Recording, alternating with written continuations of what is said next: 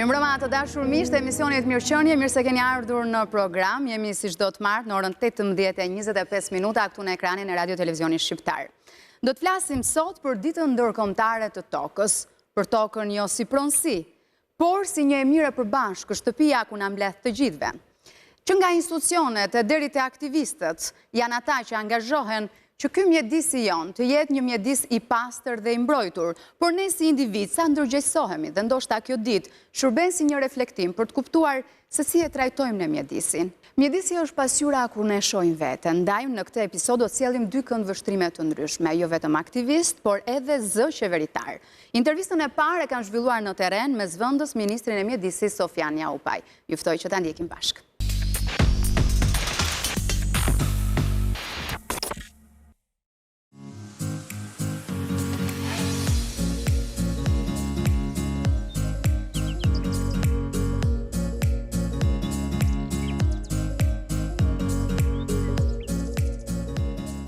Zoti Njaupaj, faleminderit që jeni në emisionin Mirëqenie. Si e vlerësoni ju situatën aktuale mjedisore? Shumë faleminderit për ftesën. Sigurisht situata mjedisore në Republikën e Shqipërisë është shumë më mirë se çka ka qenë, por normalisht ne nuk jemi aty ku duhet brenda të gjitha standardeve europiane për mbrojtjen e mjedisit apo edhe standardet e cilësisë së ajrit apo ujit në territorin e vendit. Pse kjo? Ne kemi pasur një periudhë të gjatë, sidomos pas viteve 90, ku të gjithë kemi abuzuar me mjedisin, kemi abuzuar me prerjen e pyjeve, kemi abuzuar edhe me menaxhimin e mbetjeve. Para viteve 90, Shqipëria ka qenë vendi më riciklues në botë, sepse duke pasur edhe pak resurse, çdo gjë riciklohej. Dhe pas viteve 90, me idenë e konsumizmit, ne arritëm që t'i bëjmë një dëm të caktuar mjedisit, siç mund të jenë të gjithë landfillet e pa autorizuara ku thjesht hidheshin mbeturinat.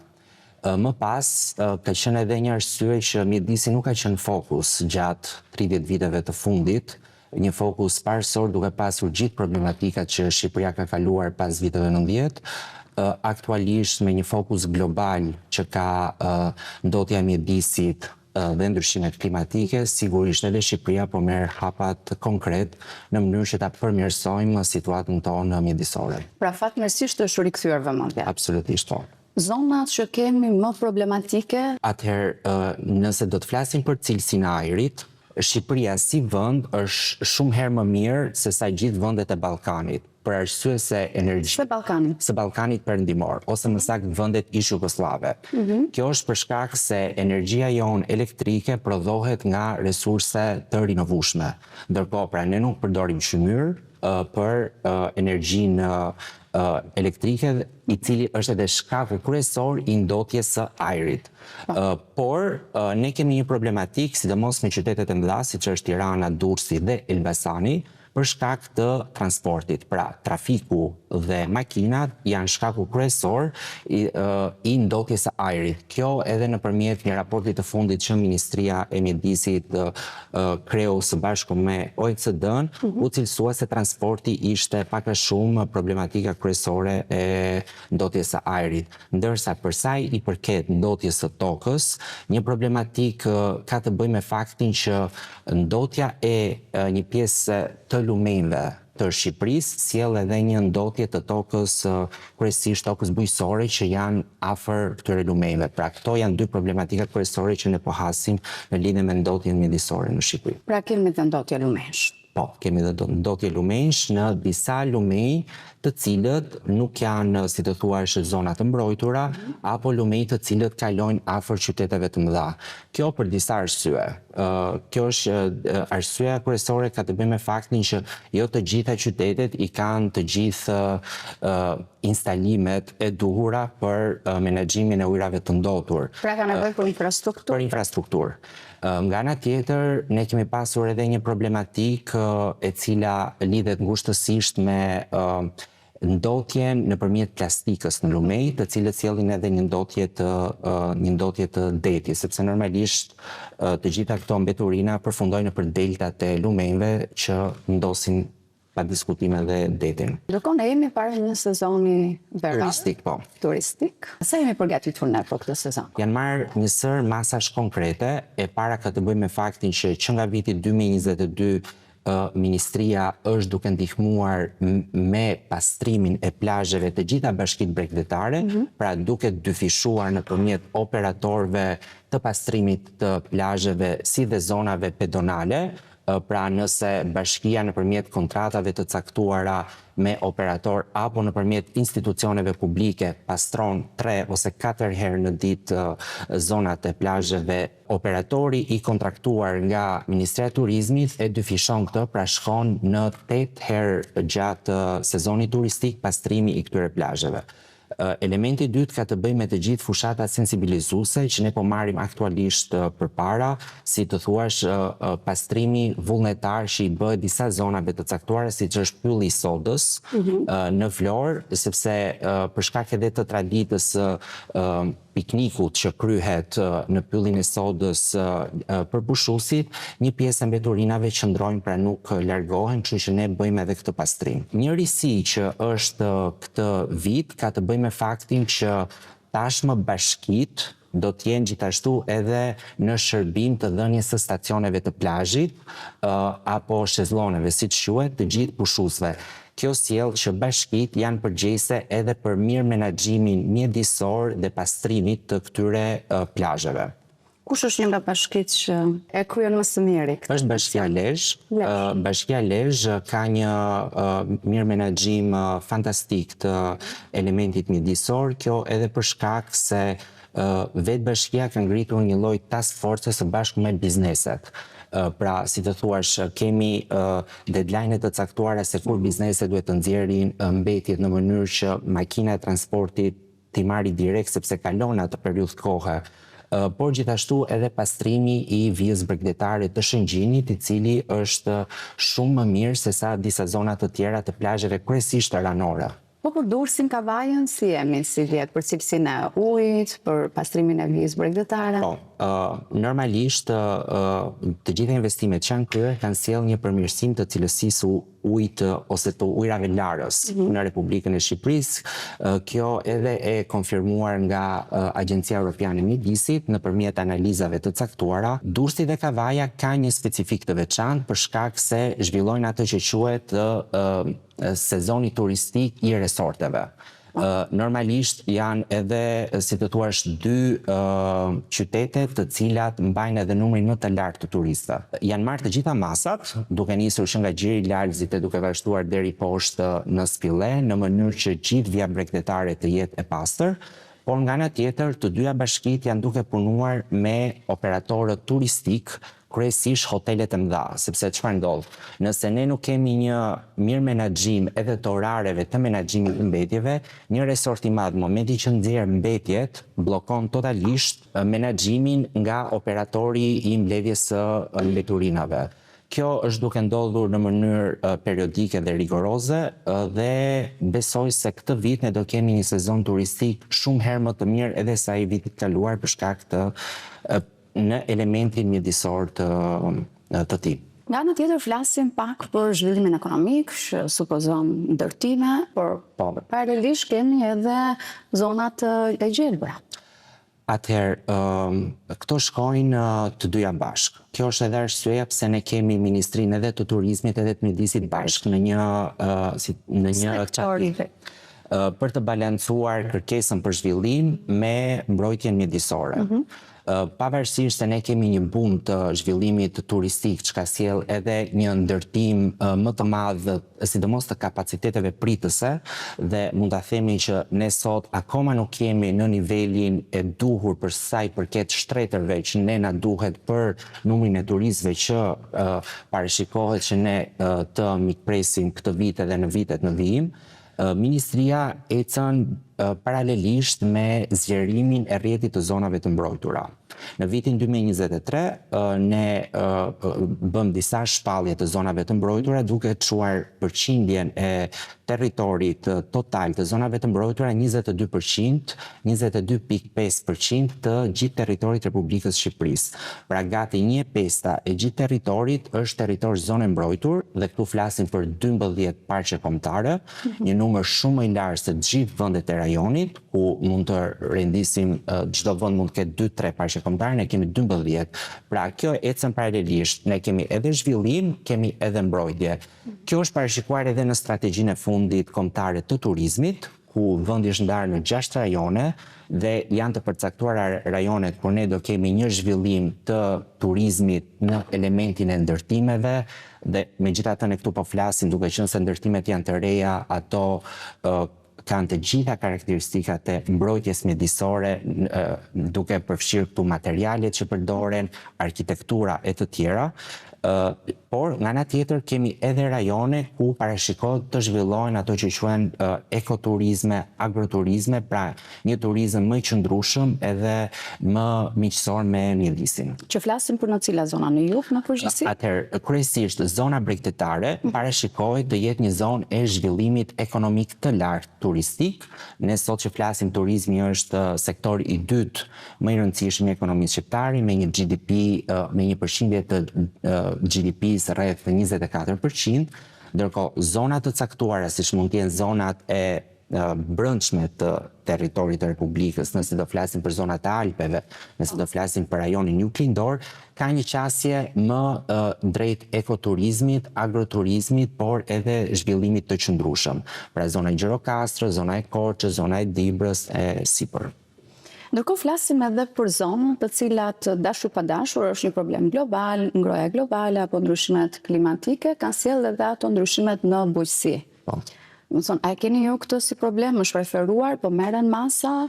Ky është një problem që si fillim referohet në kuadrin global. Ne duke qenë edhe antar të Konventës së Parisit për ndryshimet klimatike, i kemi marrë të gjitha angazhimet tona në dokumentat të rëndësishëm, siç është strategjia kombëtare e klimës, ku kemi edhe targetin ton për reduktimet e emitimeve të gazeve në atmosferë. Megjithatë duhet të thënë Shqipëria është një viktimë e ndryshimeve klimatike. Ne nuk kemi nga ato vendet e mëdha industriale ku emitojmë sasi të mëdha të gazeve, të cilat sjellin edhe ndryshimet klimatike. Them viktim sepse në muajin që kaluam ne patëm raste ekstreme të motit. Pra menduam se filloi plazhi në javën e parë të marsit dhe pas 2 javësh patëm borë në Korçë dhe në shumë rajone të vendit. Ndërkohë vim në temperatura shumë të larta për sezonin. Për sezonin që ka sjellë edhe një dëmtim të tokës bujqësore. Ne kemi marrë masat së bashku me Ministrinë e Bujqësisë, por edhe me partnerët tanë ndërkombëtar për të hartuar dhe miratuar planet lokale të adaptimit dhe mitigimit të ndryshimeve klimatike. Pra, çdo qytet, kryesisht e kemi nisur me 11 qytetet më të mëdha të Shqipërisë, ku kemi edhe, si të thuash, sektorin më të madh bujqësor.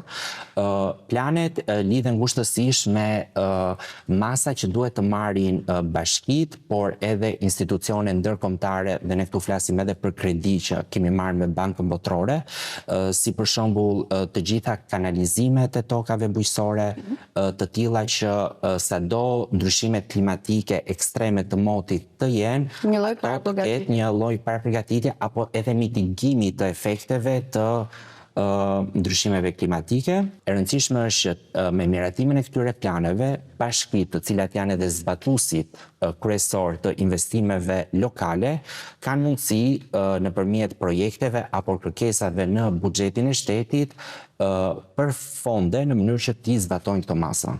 Çfarë projektesh ka Ministria për sa i përket riciklimit individual, por edhe në nivel biznesesh? Atëherë, ne jemi shumë të kënaqur që pas shumë vitesh përpjekje, tashmë kemi një qytet i cili bën ndarjen në burim të mbetjeve, është Berati. Ministria e Turizmit së bashku me qeverinë suedeze zhvilloi dhe është në përfundim një projekt në Bashkinë e Beratit për ndarje në burim me 2 rryma.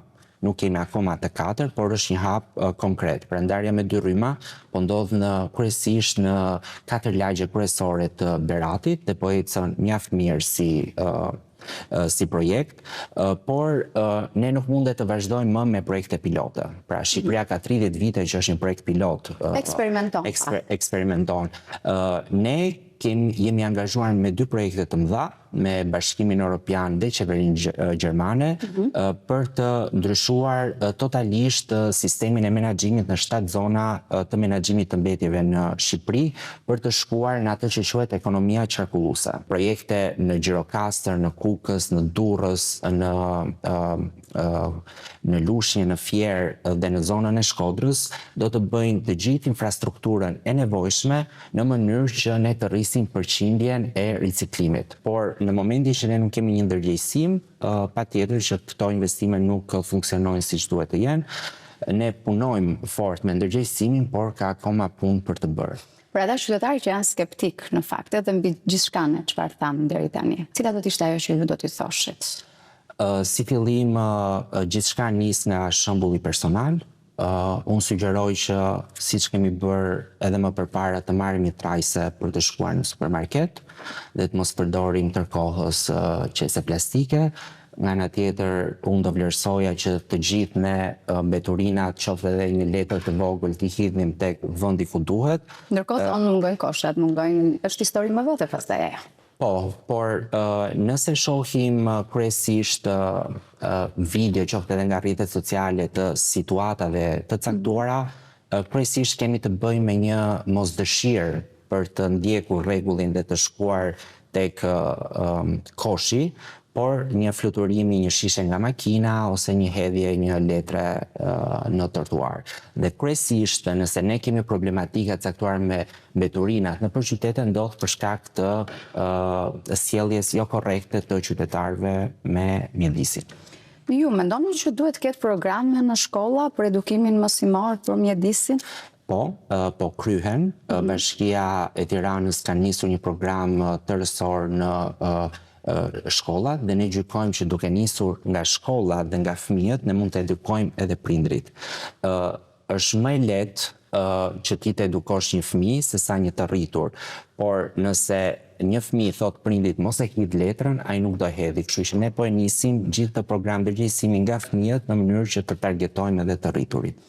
Ju personalisht, që në momentin që keni filluar punë në këtë ministri, sa ju ka afruar dëshira për natyrën? Ka pas një lloj ndryshimi krahasimisht para se ta prek nga afër situatën? Ka pasur. Unë nuk më është dashur të vizitoj shumë zona të mbrojtura gjatë këtij viti si zëvendësministër dhe nuk mendoja që Shqipëria në kaq pak kilometra katror sa është do të kishte një biodiversitet kaq të jashtëzakonshëm, duke nisur nga laguna brenda gjysmore ne shkojmë në zonat e Alpeve dhe gjithë kjo bukuri natyrore sigurisht që duhet mbrojtur edhe ruajtur edhe për brezat e ardhshëm. Unë falenderoj shumë që ishit në këtë intervistë për Radio Televizionin Shqiptar. Kënaqësi.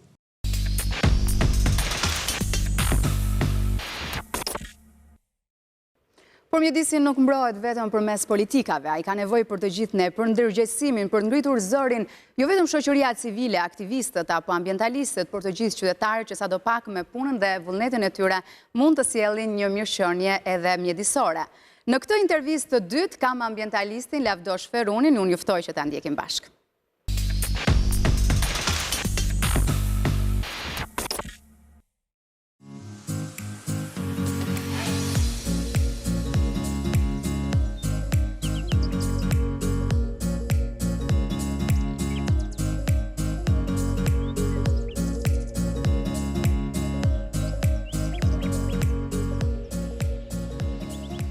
Zoti Feruni, faleminderit që jeni në emisionin Mirëqenia. Është kënaqësi. Ju jeni një nga zërat më të fuqishëm për sa i përket çështjeve mjedisore në Shqipëri. Është përmirësuar disi situata mjedisore? Shifni ju emergjenca? Jo, nuk mund ta them këtë që ka përmirësim. Shpresoj të ketë përmirësim. Ka plot raste, tani unë mund të sjell një shembull të freskët, meqense më pyetet, dhe të justifikoj edhe këtë audiencën tuaj. Është një problem jo i vogël për burimet e izvorit në Tragjas, burime për ujë të pishëm kryesisht, po edhe për vëtitje edhe për turizmin, për gjitha. Dhe që tani, avokatja e shtetit tha që cënohet interesi strategjik dhe ujë do merret. Tashmë mbi 100 hidrocentrale vegjël janë ndërtuar në vend dhe janë akoma në letër shumë të tjerë, ka pas një frenim për dhënien e lejeve. Domethënë duhet pak vëmendje e shtuar për mjedisin, se ka dhe teknologji më të avancuara që ti mund të prodhosh energji edhe në këto lumenjt e vegjël, edhe në përrej madje, me një lloj teknologjie shumë dashamirëse që nuk ka devijim. Njerëzit kanë jetuar aty dhe jetojnë pranë lumit, për arsye se ka një lidhje organike ndërmjet jetës në komunitet edhe mënyrës jetesës. Ne si qytetar, a kemi filluar që të kemi një lloj ndërgjegjësimi më të madh për mjedisin? Po. Këtu kemi përmirësim. Këtu kemi përmirësim për faktin e internetit që ka goxha informacion për mjedisin, edhe të rinjt mund të shohin, edhe shohin realisht, goxha problematika që kanë të bëjnë me mjedisin, me ndjeshmëri për mjedisin, dhe ka një këtë rinjt shoh që ka një ndjeshmëri shumë të madhe se çka pasur të themi 30 vjet më përpara. Të rinjt janë më aktiv tani në mbrojtje të mjedisit? Padyshim e konstatoj një gjë të tillë. Dhe meritën nuk ja vë aq qeverisë, në kuptimin e politikave për të bërë më dashamirëse mjedisin për qytetarët, më tepër e orientoi këtë qëndrim të ri nga informacioni shumë i madh. Ju mendoni që ka qenë edhe si mungesë informacioni kjo që ne nuk kemi pasur një qasje më të mirë ndaj mjedisit? Unë mendoj që kjo ka të bëjë shumë me situatën pak më ndryshe tani në kuptimin e një vizioni pak më të qartë që kanë njerëzit për lidhjen e jetesës tyre me natyrën, po krijohet një lloj lidhje, një lidhje më organike se çka qenë më përpara. Ndoshta mos duket sikur edhe ne nuk ja kemi ditur aq shumë vlerën, të themi, e shihnim mjedisin gjithmonë si një gjë të fundit, sikur nuk ishte atë peshën aq të madhe për jetën tonë. Unë nuk e besoj shumë këtë tezë, për faktin se ne kemi qenë një vend me popullsi rurale, dhe banorët që janë në këtë hapësirë kanë një lidhje shumë organike me mjedisin. Ata arrin të perceptojnë detaje që ne në qytet nuk mund të imagjinojmë. Pra, çelin e luleve, mënyrën e lëvizjes fauna, flora, ekosistemi si funksionon, ata e njohin detaje edhe për shembull për ndryshimet klimatike, që ne vazhdimisht tani flasim edhe kemi goxha informacion për këtë gjë. Këta banorë në këtë hapësirë rurale e dallojnë shumë kollaj ndryshimet klimatike, me burimin e ujit, me çeljen e bimëve, të pemëve, me lëvizjet e kafshëve, dhe e ndjejnë shumë më tepër. Po këto ndryshimet klimatike, sidomos në zonat rurale, kanë dhënë edhe efektet e veta negative, po dyshim. Shohim që, si më thon, fasulja në Korçë ose në vende të tjera ka edhe përmbytje, pastaj ka lulësim shumë më të shpejtë dhe më vonë kemi dimër të ftohtë. Eksakt. Paksohen burimet ujore, domethënë ka, kjo e thon masivisht njerëzit që janë pranë burimeve, jetojnë me to, që ka prurje më të vogël, pra është reduktuar prurja nga burimet. Edhe kjo është një problem shumë serioz edhe për të ardhmen, pra arsye se uji është jeta dhe në këtë këndvështrim duhet edhe më tepër ndjeshmëri nga pikpamja politike për të parashikuar edhe të ardhmen se si do të jetë, për arsye se mendohet që do të ketë një krizë për ujin gjithashtu. Shqipëria fatmirësisht mund të mos jetë vend kaq i ndërshkuar për çështjen e ujit, për arsye se ka burime ujore të mjaftueshme, por një menaxhim më i mirë është i nevojshëm. Ndërkohë, Bashkimi Evropian ka një nga elementët, të paktën në aspirimin tonë për Bashkimin Evropian, është edhe mjedisi, për të pasur disa kuota plotësuese. Mendoni që do të kemi një lloj përmirësimi dhe në këtë aspekt, duke qenë se do të kemi faktor ndërkombëtar? Bashkimi Evropian mjedisin e ka kolon kryesore dhe Shqipëria e plotëson këto kushte në kuptimin ka një potencial natyror, ka dhe një ekonomi që mund të jetë shumë dashamirëse me mjedisin. Këtu për shembull kanë parasysh problemin e energjisë, që ne kemi edhe diell shumë, edhe ne mund të shmangim edhe energjinë mbështetur në fosile që krijon ndotje, dhe padyshim afekton në ndryshimin klimatik, aq sa mund të jetë kontributi minimal i një vendi tonë, po që ka rëndësi edhe vendi i vogël të jetë solidar me vendet e mëdha për të arritur ato objektivin e madh për reduktimin e këtyre gazave serë në shkallë globale. Duke sikur vëmendje më të madhe e ka marrë turizmi. Jemi para një sezoni turistik, vija bregdetare që ju shihni nëpër detet tona. A është mjaftueshëm e pastër ujërat po ashtu? Ne nuk e meritojmë të kemi një vijë bregdetare të ndotur. Për arsye se kërkohet vetëm një lloj vëmendje nga vendimarrësit për këtë gjë, për të investuar në këtë drejtim të infrastrukturës, e cila është në nivele shumë të ulta se ndërtimi, për shembull që ndodh në qytete, si buxhet total. Dhe investimi në infrastrukturë është minimal. Madje ka dhe investime që janë kryer për të shmangur të ndotin e ujrave të zeza që derdhen në det disa, dhe në shumë raste nuk funksionojnë.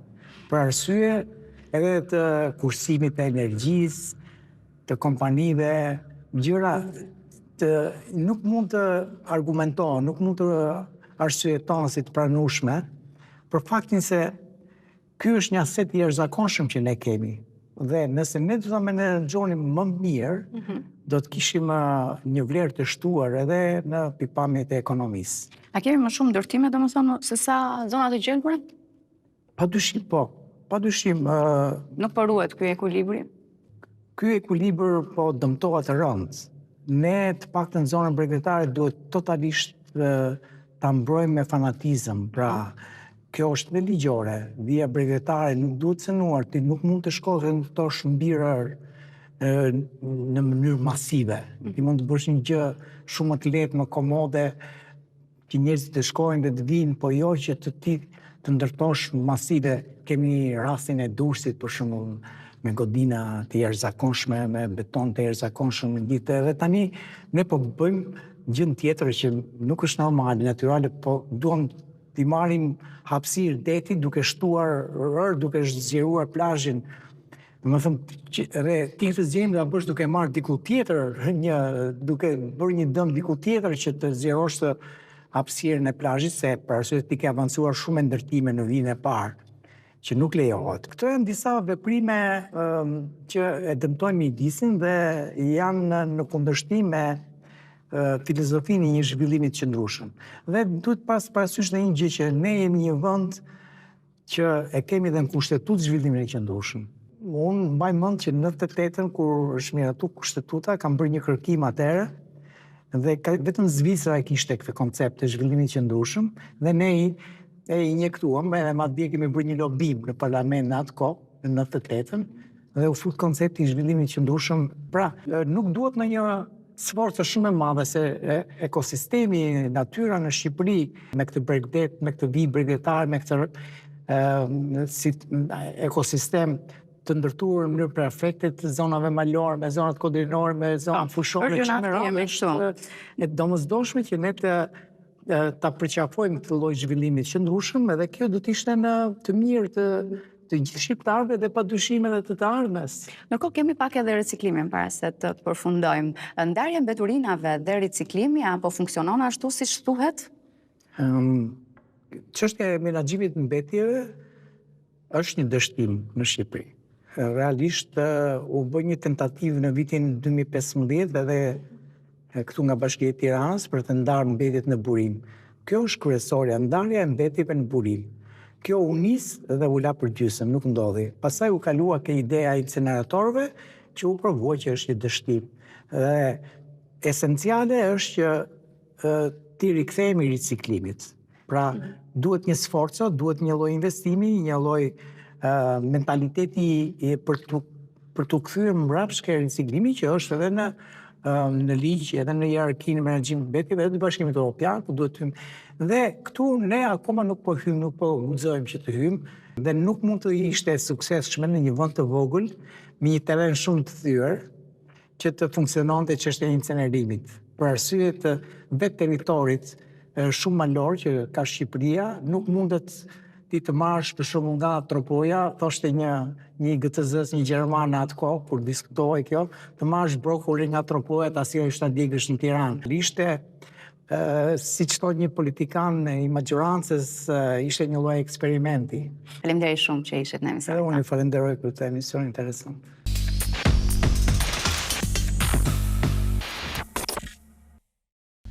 Dita e tokës është një kujtesë që tregon se mjedisi nuk ka zë, por flet me pasoja, ndaj ne duhet ta trajtojmë me respekt. Kemi mbritur në mbyllje të këtij episodi për emisionin Mirëqenie. Ju le takim të martën tjetër. Deri atëherë, mirupafshim.